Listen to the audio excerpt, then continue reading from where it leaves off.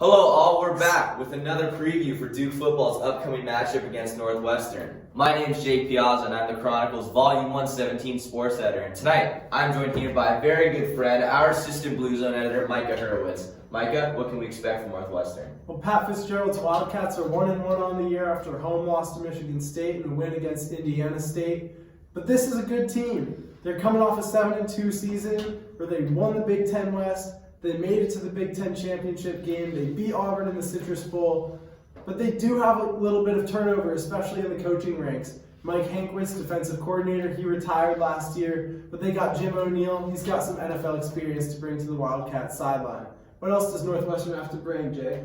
Well, a new quarterback for starters. Peyton Ramsey's on to the NFL, and Hunter Johnson has slid in as the signal caller this year. Looked pretty good against Michigan State week 1, but not so great against Indiana State week 2. So that's definitely going to be something that the Wildcats are going to want to see ironed out this coming Saturday.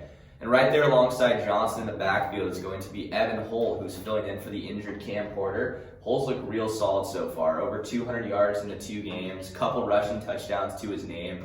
He's a guy that I expect to get a lot of touches come Saturday.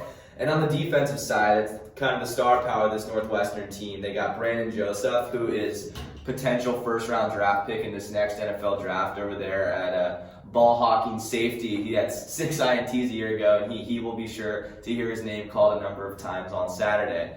And rounding out that defense is linebacker Chris Bergen, who was the 3rd leading tackler a year ago and kind of returns as that lead linebacker over there on the Northwestern defense. Micah, how about on the Duke side of the ball? Well, Duke's defense definitely looked a lot better last week against A&T than they did against Charlotte.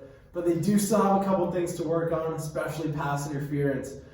In the second quarter against NC A&T, they give up 2 back-to-back pass interference. That's big chunk yardage that they can't afford to give up against Northwestern. They also have to work on getting to the quarterback. They have 1 sack in their 2 games so far, but they've been good at stopping the run out of the backfield. It's the quarterback's legs that they haven't been able to contain, so it's going to be interesting to see what they bring in terms of the blitz, bringing the heat this weekend against Northwestern. What does the Duke offense have to bring? The 2 J's for me, Jake Bobo and Jalen Calhoun. Both 2 receivers, almost 100 yards last weekend. It's been a while since we've seen a game like that from Jalen Calhoun, and that was actually a career high for Bobo, so I want to see if they can keep it up for a 2nd week in a row. And then the other one, I think the obvious is seeing Gunner as a starting quarterback against some Power 5 competition. Joseph's definitely the best DB he's faced, and he will make homework pay for any little mistake. So I think that's going to be something that's really important come Saturday.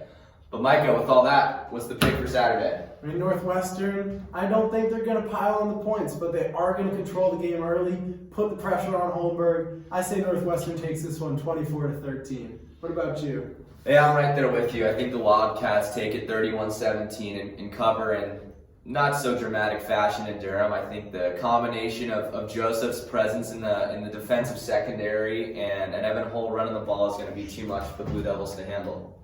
Well, everybody, thanks for joining us tonight. We will be there with live coverage for you Saturday, so make sure to follow along with us on our Twitter at Chronicle Sports. Thanks, everyone, and have a good night.